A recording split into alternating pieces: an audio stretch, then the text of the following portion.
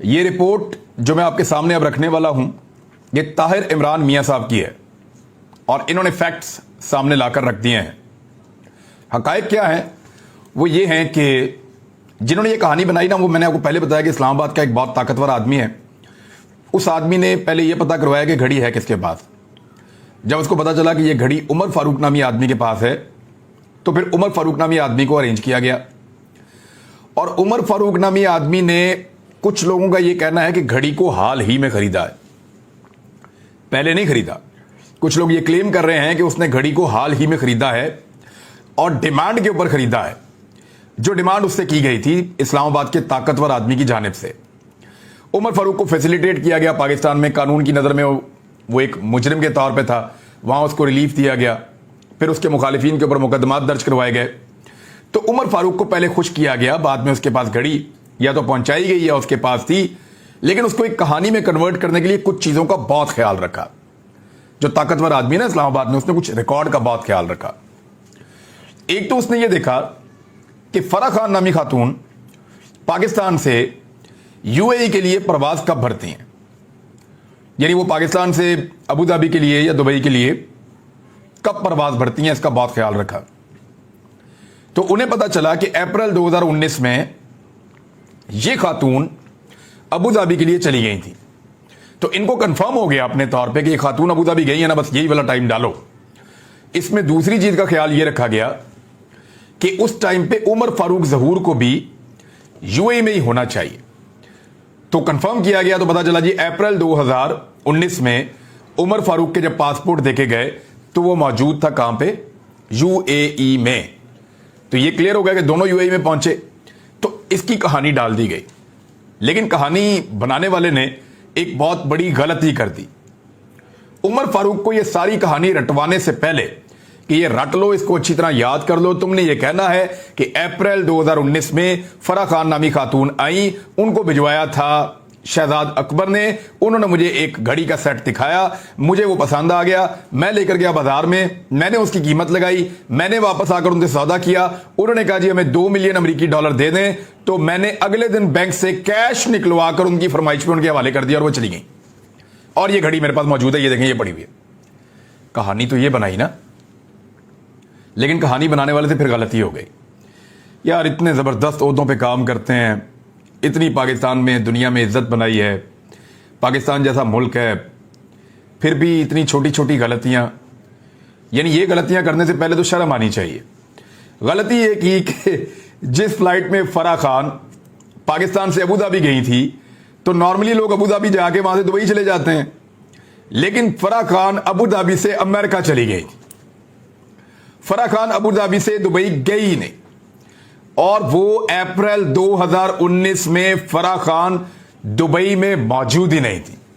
اب یہ ریکارڈ سارا مل گیا ہے اور اکٹھا کیا گیا ہے ایک تحقیقاتی رپورٹ میں۔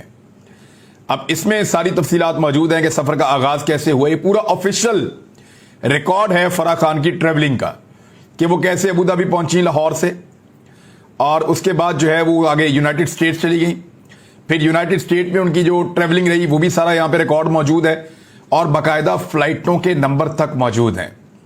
اب پورے 2019 کیا 2020 میں بھی وہ دبئی نہیں گئیں، بلکہ عمران خان کے پورے دور حکومت میں فرحت شہزادی نے صرف 2 بار بیرون ملک سفر کیا۔ اس حوالے سے جب امریکہ کے ہوم لینڈ سیکیورٹی کے سرکاری ڈیٹا، پاکستانی امیگریشن کے سرکاری ڈیٹا اور آزاد ذرائع سے حاصل شدہ معلومات کی بنیاد پر چھان بین کی گئی، تو یہ بات واضح ہوئی کہ فرحت شہزادی اپریل 2019 کے مہینے میں لاہور سے براستہ ابو ظہبی سفر کے دوران دبئی نہیں گئیں، جیسا کہ عمر فاروق ظہور دعویٰ کر رہے ہیں۔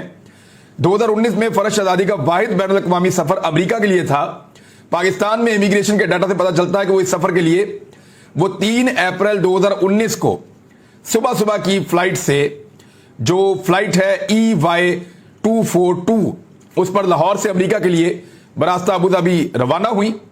اس پرواز کے لیے فرحت شہزادی 22 اپریل کو واپس لاہور اتحاد ایئر ویز کی ہی پرواز 241 سے براستہ ابو ظہبی آ گئی، یعنی وہ دبئی گئی نہیں۔ اب امریکہ کی جو محکمہ ہوم لینڈ سیکیورٹی کے پاس دستیاب ڈیٹا کے مطابق فرحت شہزادی 3 اپریل 2019 کو ہی ابو ظہبی سے امریکہ پہنچی۔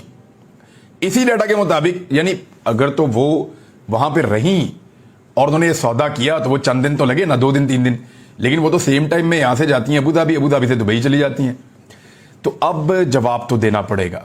बहुत बुरी तरह उमर फारूक फंस गया। फंस ऐसे गया कि अगर फरज शदादी जाकर यूएई में ये केस कर देती हैं कि इस शख्स ने यूएई के अंदर बैठकर मेरे खिलाफ एक झूठी स्टोरी की है और इसने कहा कि मैंने इसको ये घड़ी बेची है, हालांकि उस दौरान में मैं कभी यूएई में मौजूद ही नहीं थी, मैं कभी दुबई आई ही नहीं थी, तो फिर उमर फारूक को अपनी स्टोरी या तो साबित करनी पड़ेगी या फिर उसको ये झूठ बोलने की सजा हो जाएगी। यही केस जो है वो लंदन में भी हो सकता है। पाकिस्तान में जरा टाइम लगता है इन चीजों में इंसाफ मिलने में, लेकिन बैरून मुल्क जल्दी इंसाफ मिल सकता है। तो एक तो उमर फारूक साहब फंस जाएंगे, दूसरा जियो बहुत बुरी तरह फंस जाएगा और बहुत बुरी तरह बेनकाब हो जाएगा कि उन्होंने एक झूठी स्टोरी चलाई है जिसको चलाने की कोई गुंजाइश मौजूद नहीं थी। अब ये घड़ी वाला बाप तो बंद हो गया, लेकिन इकोनॉमी पाकिस्तान की लगातार तबाह बर्बाद होती चली जा रही है, होती चली जा रही है। कैसे? जो फिगर मैंने आपको चंद दिन पहले 64% तक बताया था, फिर मैंने आपको 75.5% तक बताया था, वो अब लगभग 80% तक पहुंच गया है। यानी पाकिस्तान के डिफॉल्ट होने के इम्कानात 80% तक पहुंच गए हैं। सोचिए ये कितना खौफनाक टाइम है। पाकिस्तान की इकोनॉमी अगर इस तरीके से बैठ जाती है और पाकिस्तान इस तरीके से अगर डिफॉल्ट कर जाता है तो पाकिस्तान में कौन इन्वेस्टमेंट लेकर आएगा? फिर पाकिस्तान को एक रिलीफ पैकेज चाहिए होगा दुनिया से, और उसके लिए पाकिस्तान को कहा जाएगा कि ये चीजें आप कंप्रोमाइज कर दें। कौन सी चीजें कंप्रोमाइज कर दें? बहुत सारी स्टोरीज पहले छपी हुई हैं। मैं आपको अगले वीलॉग में बताऊंगा कि पाकिस्तान से फिर क्या मांगा जाएगा और किस तरीके से मांगा जाएगा। इसहाक डार बजाय इकोनॉमी संभालने के, जिस वक्त इसहाक डार आ रहे थे, कह रहे थे डॉलर डर गया इसहाक डार से, लगता है डर के पाकिस्तान से भाग गया डॉलर। सारा डॉलर पाकिस्तान से बाहर निकल रहा है। पाकिस्तान के अंदर सरमायाकारी रुक गई है, इंडस्ट्री का भट्टा बैठ गया। ये खबर मेरे पास मौजूद है और मैं इसको पढ़ रहा था और मुझे तकलीफ हो रही थी कि इन्होंने क्या किया पाकिस्तान के साथ। बेड़ा गर्क कर दिया पाकिस्तान की इंडस्ट्री का, हर चीज को खराब करके रख दिया 7 महीने के अंदर अंदर। वापस इस मुल्क को उठाने में 10-15 साल पाकिस्तान को कम से कम पीछे धकेल दिया, बल्कि परवेज मुशर्रफ का दौर इससे बहुत बेहतर था। तो इसहाक डार साहब सदर पाकिस्तान से मिले हैं और दुनिया न्यूज के मुताबिक खबर यह रिपोर्ट हो रही है कि वो अहम तैनाती के ऊपर बातचीत कर रहे हैं। यानी बजाय इसके कि इसहाक डार साहब पाकिस्तान की इकोनॉमी संभाले, वो तो उनके बस से वैसे बाहर ही है, क्योंकि इकोनॉमिस्ट तो इसहाक डार है ही नहीं, वो तो अकाउंटेंट है, बैंक के अकाउंट मैनेज करते हैं। वो तो सिर्फ ये कर सकते हैं यहां का पैसा वहां, वहां का पैसा वहां, वहां का पैसा वहां, वो ये चीजें तो मैनेज कर सकते हैं इसहाक डार साहब। लेकिन इसहाक डार साहब इकोनॉमी का उनसे कोई लेना देना नहीं है, क्योंकि वो इकोनॉमिस्ट नहीं है। अब आईएमएफ के साथ पाकिस्तान ने जो वादे किए, जो चीजें उनको बताई, फिर आईएमएफ के साथ भी झूठ बोला और आईएमएफ ने साफ कहा कि पाकिस्तान झूठ बोल रहा है, ये मामला ऐसे नहीं हुए। मैं आपको बताता हूं, पहले जरा वो सुन लें आप आईएमएफ वाला मामला। आईएमएफ को यह कहा गया कि सैलाब मुतासरीन के ऊपर हमने बहुत पैसे खर्च कर दिए हैं, लेकिन आईएमएफ का जो जायजा मिशन है वो दौरा पाकिस्तान को मजीद ताखीर में लेकर जा रहा है और उनको ये कह रहे हैं, पाकिस्तान को आईएमएफ कह रहा है कि पाकिस्तान झूठ बोल रहा है, गलत आदाद शुमार हमारे साथ शेयर कर रहा है। यानी हुकूमत पाकिस्तान ने आलमी इदारे को 251 अरब रुपए के तखमीनों पर मुश्तमिल रिपोर्ट भेजी थी कि 251 अरब रुपए हमें जो है वो खर्च करने पड़ेंगे जो सैलाब से मुतासरीन हैं उनके बारे में, और नुकसानात और बहाली के अखराजात का तखमीना 251 अरब रुपए लगाया गया, जिसमें से 164 अरब रुपए का वो कह रहे हैं कि हम तकसीम कर चुके हैं। सैलाब बकवास करते हैं, झूठ बोलते हैं। आओ मेरे साथ, मैं दिखाता हूं आपको दादू की सूरत हाल, सक्कर की सूरत हाल, जनूबी पंजाब की सूरत हाल, खैबर पख्तूनख्वा के सैलाब से मुतासरा इलाकों की सूरत हाल, बलूचिस्तान पूरा का पूरा घूमा हूं मैं दिखाता हूं वहां पे क्या हो रहा है। इन इलाकों में जहां पे सैलाब आया वहां जाकर लोगों से पूछे, हुकूमत ने 1 टका नहीं दिया। जो सड़कें टूटी हैं अभी तक टूटी हुई हैं, जो पुल गिर गए लोगों ने अपनी मदद आपके तहत बनाए तो बनाए, कुछ नहीं बना, ना सड़कें बनाई ना पुल बनाए, किसी को घर नहीं दिया, लोगों को खैमे नहीं दिए, लोगों को राशन नहीं दिया, लोगों को बीज नहीं दिए, लोगों के कर्जे माफ नहीं किए। टके का काम इन लोगों ने नहीं किया, 1 टके का काम नहीं किया। चैलेंज कर रहा हूं मैं, ओपन चैलेंज शहबाज शरीफ को, इसहाक डार को। इसहाक डार ने तो देखा ही नहीं सैलाब आया कहां पे है।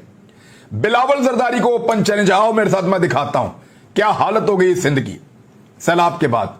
बलूचिस्तान बेचारा सिसक रहा है, उनको कोई एक टके की इमदाद देने के लिए तैयार नहीं है। कोई पैसा आपने खर्च नहीं किया, यह सिर्फ आदादो शुमार का एक गोरख धंधा है। दुनिया को घुमाने की कोशिश कर रहे हैं, लेकिन आईएमएफ ने इन आदादो शुमार को गैर हकीकी करार दे दिया है।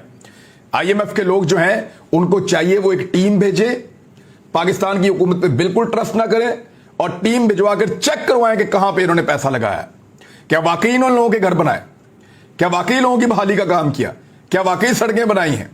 क्या वाकई इंफ्रास्ट्रक्चर बनाया है? क्या इन्होंने किसी को खाना खिलाया है? नहीं। जो किया है पाकिस्तानियों के लिए वो आप लोगों ने किया है। पाकिस्तानियों ने किया है, मिलजुल कर मदद की है। हम लोगों ने अब तक लगभग 1420 एक थे और उसके अंदर अपने मजीद शामिल किए 1570 मकानात जो हैं वो अब तक हम डोनेट कर चुके हैं, लोगों को बनाकर दे चुके हैं। हम नहीं, आप सब मिलकर, और मजीद घर हम बना रहे हैं। अभी तक हम ये सिलसिला जारी रखे हुए हैं। सर्दी बढ़ती चली जा रही है, हमें किसी सूबे में किसी जगह पे भी हुकूमत नजर ही नहीं आई। झूठ बोलते हैं। 164 अरब रुपया कहते हैं। इन्होंने टोटल 5 अरब रुपया भी अगर खर्च किया हो ना, और वहां मुझे दिखा दें इन्होंने 5 से 10 अरब रुपया खर्च किया है सैलाब मुतासरीन की इमदाद पे, तो मैं कहूंगा इससे अच्छी हुकूमत ही कोई नहीं है। जितना पैसा ये कह रहे हैं ना, उसका 5% भी इन्होंने खर्च नहीं किया। ऐसी ये फ्रॉड हुकूमत है। लेकिन आईएमएफ इनकी बात नहीं मान रही। वो कह रहे हैं ये अदादुशुमार गैर हकीकी हैं और इस रिपोर्ट पर उन्होंने एतराजात लगा दिए हैं।